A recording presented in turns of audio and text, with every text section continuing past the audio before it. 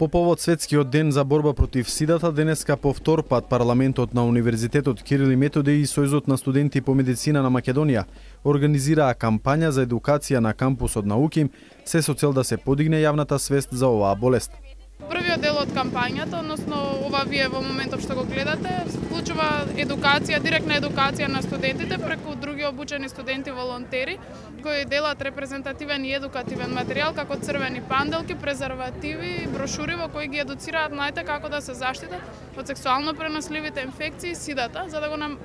со цел да го намалиме бројот на сексуално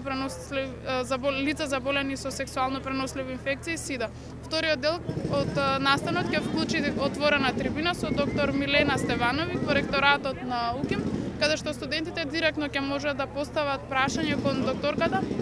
како би се заштитиле од овие инфекции и болести. Целта на студентите, како што тие посочија, е да се едуцираат младите и на тој начин да се сопре ширењето на оваа болест и да се поттикне разбирањето кон оние кои се справуваат со неа. Сакаме да покажеме и да ги подсетиме сите поединци и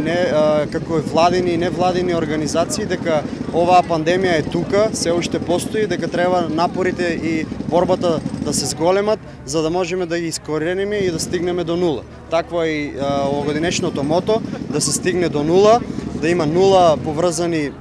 смртни случаи со сида, да има нула дискриминација и да има нула нови инфекции. Покрај кампусот на УКИМ денеска се делеа и едукативни материјали на техничките и медицинските факултети.